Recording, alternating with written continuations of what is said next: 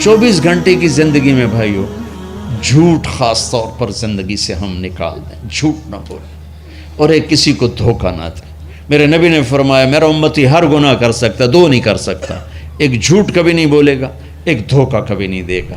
تم جھوٹ نہ بولیں، دھوکہ نہ دیں، ظلم نہ کریں، زیادتی نہ کریں۔ ظلم و زیادتی سے اللہ کا غضب حرکت میں آ جاتا ہے۔ میرے نبی نے فرمایا من آذا ذمیا فقد آذانی، جس نے کسی غیر مسلم کو بھی دکھ پہنچایا تو اس نے مجھے دکھ پہنچایا، جس نے کسی غیر مسلم کو دکھ پہنچایا اس نے مجھے دکھ پہنچایا۔ میرے نبی نے تو اپنے ساتھ رہنے غیر مسلموں کے ساتھ اتنی رحمت للعالمین کا ثبوت دیا۔ ہم ان کے برتن بھی الگ کرتے، وہ برتن کو ہاتھ لگانے میں کہ دھو، برتن دھو کے لاؤ، اتنی نفرت کا اظہار۔ بھائیو محبت سے رہیں، اپنے کاروبار میں ہو سچ بولو، صحیح تولو، وعدہ خلافی نہ کرو، وعدے سے پھرو مت، کسی کو دھوکہ نہ دو، کسی کو فراڈ نہ کرو۔ بازار کا دین سچائی ہے، صحیح تولنا ہے اور دھوکہ نہ دینا ہے۔ گھر کا دین ماں باپ زندہ ہیں، ان کے پیر دھو لو، ان کی دعائیں لے لو۔ گھر والے ہو اپنی بیوی سے حسن سلوک کرو، گالی دینا، تانے دینا، طنز بولیاں، اپنے گھروں کو آگ نہ لگاؤ۔ ہمارا جوائنٹ فیملی سسٹم ہے، ماں باپ کو اپنا مقام دو، بیوی کو اپنا مقام دو۔ ہمارا سسرالی معاشرہ ظالم ہے، درد سے کہہ رہا ہوں ظالم ہے، ہمارا سسرالی معاشرہ ظالم ہے، چاہے دیندار کہلاتے ہوں، چاہے دنیا دار کہلاتے ہوں، چاہے پڑھے لکھے کہلاتے ہوں، چاہے ان پڑھ کہلاتے ہوں، ظلم ہے۔ میں کہاں سے اس کی تعویل کروں؟ اگر ماں باپ کی طرف سے زیادتی ہے اپنی بیوی کو بچاؤ، اور کہیں بیویاں ایسی زوردار ہیں کہ وہ گھر کو آگ لگانے پر آئی ہوتی ہیں، اگر بیوی زیادتی کرے تو ماں باپ کو بچاؤ۔ یہ تمہارا کام بیچ میں ایک پل بننا ہے، دونوں رشتوں کو جوڑنا ہے۔ جس طرف بہنوں کی طرف سے زیادتی ہے بیوی کو بچاؤ، بیوی کی طرف سے اپنے دوسرے رشتوں کو بچاؤ۔ ہم اس میں افراط ہوتا یعنی کمی زیادتی کا شکار ہیں۔ کچھ ماں باپ کے پریشر میں بیویوں پر ظلم ڈھا دیتے ہیں، اور کچھ بیویوں کے پریشر میں ماں باپ کو ذلیل کر دیتے ہیں۔ یہ دونوں انسانیت سے دور کی چیزیں ہیں۔ بھائیو اپنے نبی کی زندگی پڑھو اللہ کو۔ میرے نبی کی ایک حدیث سناؤں، میرے نبی نے فرمایا یہ جو میرے مدینے والے لوگ ہیں نا یہ بڑے اچھے ہیں، ان کے گھر میں جب کسی کی ڈولی اترے نا تو اسے یوں لگتا ہے جیسے میں اپنے ماں باپ کے گھر ہی آ گئی۔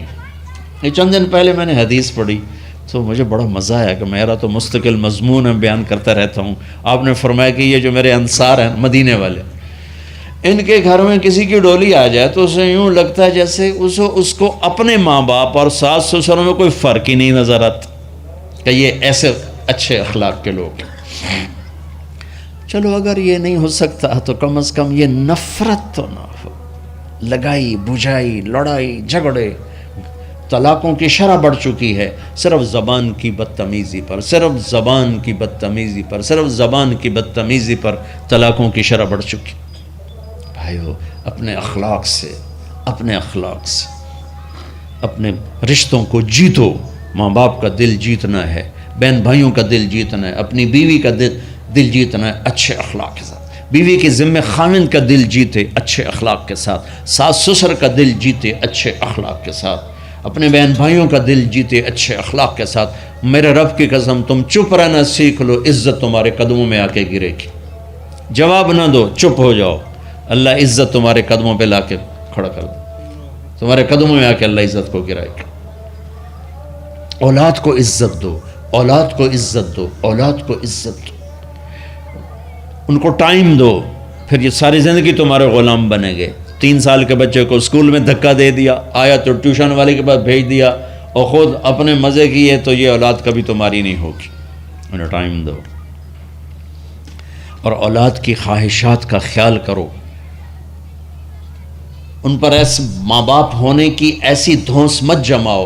آج کل اولاد نافرمان ہے، آدھا قصور ماں باپ کا ہے، آدھا اولاد کا ہے، کہ یہ وہ شفقت اور وہ محبت اور وہ ٹائم نہیں دیتے، اس سے آگے بات خراب ہو جاتی۔ اور ایک بڑا حساس موضوع ہے، رشتے ناتوں میں اولاد کی رعایت کرو، اپنی اولاد کی پسند ناپسند کا خیال کرو، ان پر مسلط مت کرو۔ اولاد سے کہتا ہوں کورٹ کی شادیاں نہ کرو، عشق معشوقی کی شادیاں نہ کرو، یہ 99.9% ناکام ہو جاتی ہیں۔ زندگی اور چیز ہے، عشق معشوقی اور چیز۔ اپنے ماں باپ کی دعائیں برکتیں لے کر شادی کرو۔ لیکن ماں باپ سے کہتا ہوں اگر کہیں بچی کہہ دے میں نے نہیں کرنی یہاں، تو اللہ کے واسطے اس کی رعایت کرو، اس کو گائے بھینس نہ بناؤ کہ جس قلے نال مرضی جا کے بن چھڈو۔ انسان ہے، جانور نہیں ہے، انسان ہے۔ زندگی جس نے گزارنی اس کی رعایت کرو، اس کی رعایت کرو۔ اولاد سے کہتا ہوں ایسے لو میرج اور گرل فرینڈ بوائے فرینڈ ہمارا کلچر نہیں ہے، یہ ہلاکت اور تباہی کا راستہ۔ میں قربان جاؤں میرے نبی کہ صاحبزادی جنت کی عورتوں کی سردار کا رشتہ آسمان پہ طے ہو چکا ہے کہ علی کے ساتھ کیا جائے گا۔ خبر آ چکی، جبریل آ چکے ہیں کہ یا رسول اللہ فاطمہ علی کے لیے ہے، اور حضرت علی رشتے کا پیغام لے کر آئے ہیں، اور آپ فرما رہے ہیں انشاءاللہ۔ ہاں نہیں کی، کہا انشاءاللہ۔ ہاں تو ہو چکی ہے، انشاءاللہ۔ ہاں کیوں نہیں کی؟ ہاں ہو چکی۔ آپ کو سبق سکھانے کے، ہمیں شریعت سکھانے کے۔ گھر تشریف لے گئے، فاطمہ بیٹی علی کا رشتہ آیا ہے، ہاں کر دوں۔ اللہ اکبر۔ جب جبریل آ کے بتا چکے ہیں کہ یہ رشتہ ہو چکا ہے آسمانوں پر، اللہ نے کہہ دیا ہے کہ فاطمہ علی کا کے ہاتھ میں دی جائے گی، پھر یہ کیوں پوچھ رہے ہیں بیٹی علی کا رشتہ آیا ہے، ہاں کر دوں؟ ہمیں سکھانے کی کہ کتنی بچیاں سسک کے زندگی گزار دیتی ہیں، ماں پیو زبردستی کر دیتے، کتنے بچے سسک کے زندگی گزار دیتے ہیں کہ ماں باپ زبردستی کر دیتے۔ بھائیو اللہ کے واسطے شریعت پڑھو، دین پڑھو، نبی کی زندگی پڑھو۔ حضرت فاطمہ رضی اللہ تعالیٰ عنہ کا انکار کرنا تھا، کیا خیر آج کل کی شریف بچی بیچاری چپ کر کے کہتی ٹھیک ہے جی میں ماں پیو دی مرضی۔ تو فاطمہ جیسی ہستی کوئی تصور کر سکتا ہے؟ کہیں گی نہیں، وہاں سے اقرار ہی تھا، لیکن ہمیں پیغام دینا تھا، سکھانا تھا کہ یا رسول اللہ جیسے آپ بس علی جاؤ لوگوں کو بلاؤ۔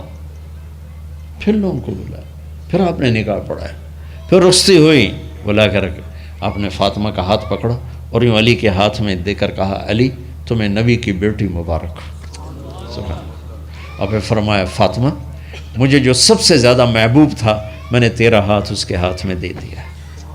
بھائی اللہ کے واسطے اپنی قومی زندگی سے نکلو، رواجی زندگی سے نکلو، پنجاب کی زندگی، پٹھانوں کی زندگی، بلوچوں کی زندگی، سندھیوں کی زندگی، یہ بت ہیں، ان کو توڑ کے نبوت والی زندگی، نبوت والی زندگی، نبوت والی زندگی وہ اختیار کریں گے، ہماری عورتیں بھی سکھی، ہمارے مرد بھی سکھی، ہماری اولاد بھی سکھی۔ تو سارے بھائی نیت کرتے ہیں نا اس کی انشاءاللہ، اللہ تعالیٰ ان کی بخشش فرمائے۔ تو آپ بھائیوں ایک تو جہاں مرکز ہے اسماعیل وہاں جایا کرو، جمعرات کو آپ کا فائدہ ہوگا۔ آپ کے پاس مسجد میں جماعت آ جائے ان کے ساتھ بیٹھا کرو، اس سے آپ کو انشاءاللہ فائدہ ہوگا۔ مہینے میں 3 دن جایا کرو، اس سے آپ کو انشاءاللہ راستہ ملے گا۔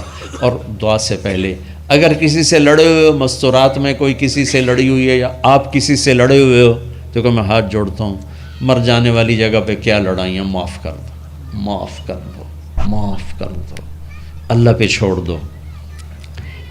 اپنے نبی کے ایک حدیث سنا کے دعا کرتے ہیں، آپ نے فرمایا مدینے والوں سے، مدینے والوں میرے بعد تمہیں تمہارا حق نہیں ملے گا، کیا کرو گے؟ کہا جی ہم تلوار اٹھائیں گے، حق لیں گے۔ آپ نے فرمایا اگر میں اس سے اچھی چیز بتاؤں کرو گے؟ کہا جی کیا؟ کہا حق کے لیے لڑائی نہ لڑنا، چھوڑ دینا اور حوض کوثر پہ آ جانا، سارے پورے کروا دوں۔ اب یہ وعدہ مدینے والوں کے ساتھ نہیں ہے، یہ وعدہ ہر اس امتی کے ساتھ ہے جو جھگڑے سے بچنے کے لیے حق چھوڑ دے۔ اپنا حق لو، کوشش کرو، لیکن اگر لڑائی کی شکل ہے واپس ہو جاؤ کہ یا رسول اللہ آپ کے حوالے۔ آپ نے مدینے والوں میں ہمیں بھی شامل کیا ہے، جس کا حق مارا جائے اور لڑے نہیں، چھوڑ دے، صبر کر جائے، میرے انتظار کر آنکھیں بند ہونے کا کہ میرا نبی تیرا وکیل ہوگا اور اللہ جج ہوگا، ان ویکھیا فیصلہ کہیں دا ہوندا ہے۔ پھر تم اپنے حبیب کو اپنا وکیل بنا لو۔ اب معاف کر دو، عورتیں بھی معاف کر دیں، آپ بھی معاف کر دیں، گلے لگو، امت بنو، محبت سے رہو کیا 4 دن کی زندگی میں نفرتوں کی آگ بھڑکانا، محبت کے پھول بکھیر کے چلے جاؤ، کیا ظلمتیں پھیلانا، اپنے حصے کی شمع جلا کے چلے جاؤ۔